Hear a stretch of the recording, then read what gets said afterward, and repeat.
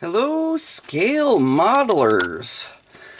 Alrighty, so this week we have issue 66 of the Build Your Own Star Wars X-Wing. Alright, so 2 articles: creating a starship fleet, Y-Wing starfighters, and then starfighter aces Darth Vader. Okay.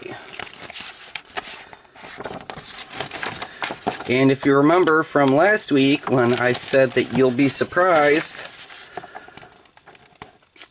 about how much of a build we have this week, there we go.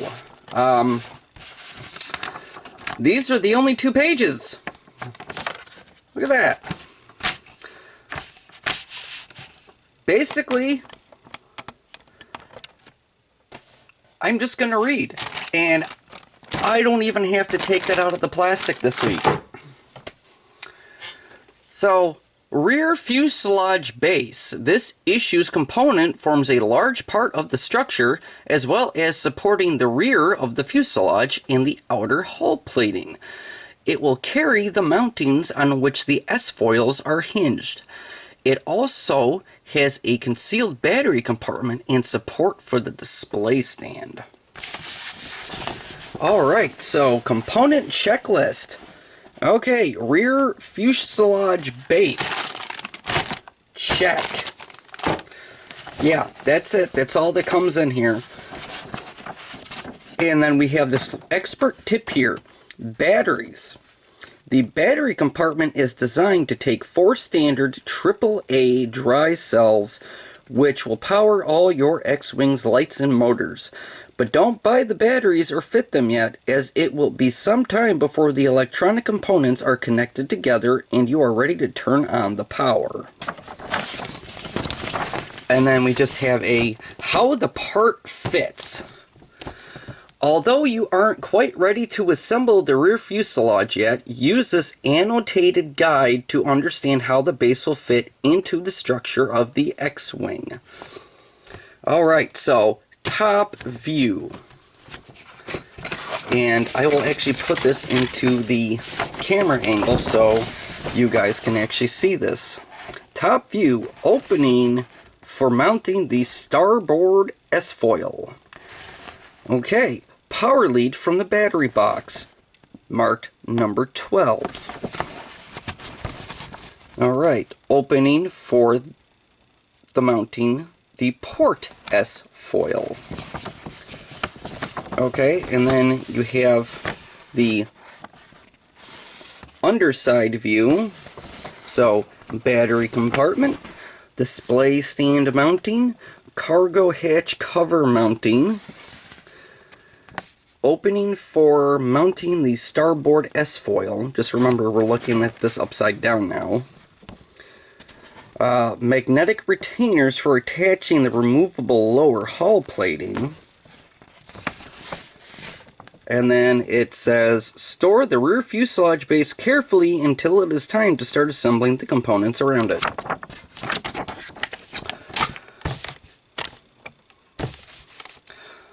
And that is this week's build.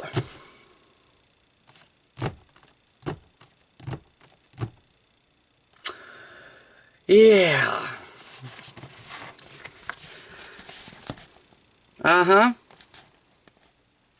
There's nothing to do in this issue at all except for look at pages and read them. I mean, I could have done that at the end of issue 65, but seeing as I'm trying to put these issues out one at a time, I just thought you guys would like to know there's nothing to do in this issue. I mean, if you really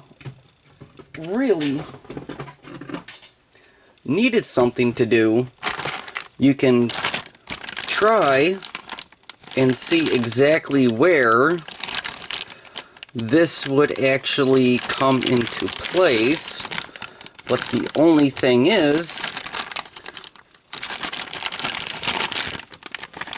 I have no idea if that is supposed to be the part that goes onto this part of the fuselage, or if this is the side that is supposed to go onto that part of the fuselage. It doesn't say. That's another reason why I'm not even taking it out of the bag yet. You know, because they're not giving us any actual specifics on this. For all we know, it's probably going to be like another, I don't know, maybe 5 or so issues? Maybe? I don't really know. Maybe they'll do something for it in month 18. So right now, this thing's just going to be sitting around inside the bag for a month. Oh, goodness. Alright, well, flip the page, and, okay, coming in issue 67, Building the Y-Wing, Constructing Miniatures. Ahsoka Tano, Expert Combat Pilot. Assembling the remote control plus electronic circuit board. Yep, so we get to build the remote control for issue 67 for the X-Wing. So, yeah. Alright. Enough with that build. Or this build. Alright, so I said I was going to give you an update on my DeLorean build. And I can tell you that the only update that I have is, since I went back to work because of the limited amount of hours that they're actually open for business, that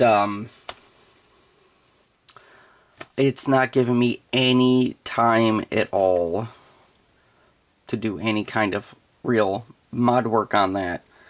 And that's the thing. Modding that takes a lot of time, especially when you're making custom parts like the shocks or the struts or whatnot.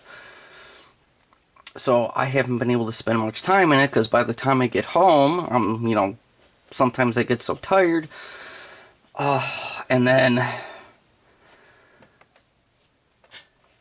you know, I have to, well, most of the time I have to end up driving someone else to work. So I have to drive home, I have to drive someone else to work, I have to drive back home, and then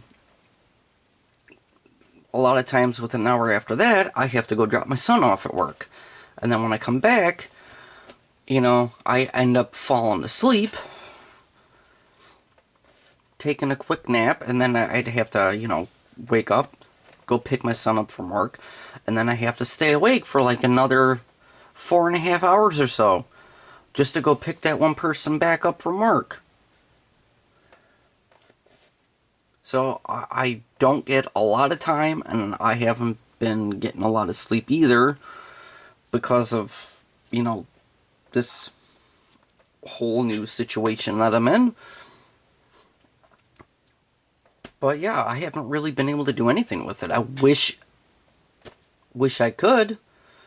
You know, even some of my days off here, I mean, I haven't really gotten a chance to do it because I find myself having to do car repairs outside in the garage. Which is why, yeah, my fingernails are still black. Because, you know, I had just spent, you know, like 5 or 6 hours taking off the intake manifold to clean it and figure out why the engine was acting the way it was. And a lot of you might know that, you know, US cars, older US cars had EGR valves. So, you know, exhaust gas recirculation valve. So my engine was, every so often, would spit and sputter, and that's the funny thing, because no check engine light would come on until after I replaced some of the intake sensors, and then all of a sudden I started getting the light coming on. Alright, so undo the, so I spent all that time taking off the intake, cleaning all that stuff out, and the port on the intake manifold for the EGR was completely clogged. 7/8 of the way clogged, which definitely is the reason for that. So, I mean, if you think about it, you have a hole essentially that big where the exhaust gas, the unburnt exhaust gas, goes into the intake, carrying all that carbon residue with it. So that the hole's supposed to be that big around. Okay, so just, alright, maybe do it with this hand right here. Maybe you'll see a little bit better. Okay, so the air that was getting in there was about that size compared to a hole that was supposed to be like that. So, and that's another reason. So I keep having to work on the car in my days off. So it's getting really exhausting. And I still have yet more work to do on the car. So I have to work on a real car and get all that stuff done before, on my days off, I can just work on my DeLorean. Because if I don't work on my actual car, I won't be able, I'd have to walk to work, and then it'll take even longer, you know? So a bit of a drag. But, just thought I'd give you a little update on the DeLorean. I want to work on it. I know it seems like,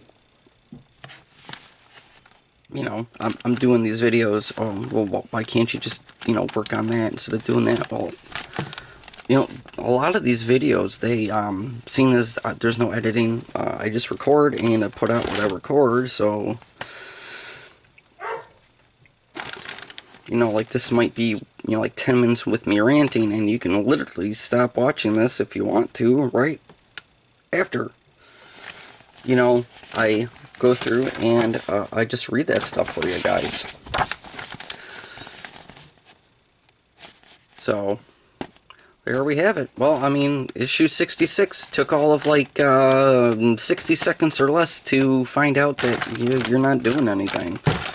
So, alright, so until next week, as always, thanks for watching Brian's Builds.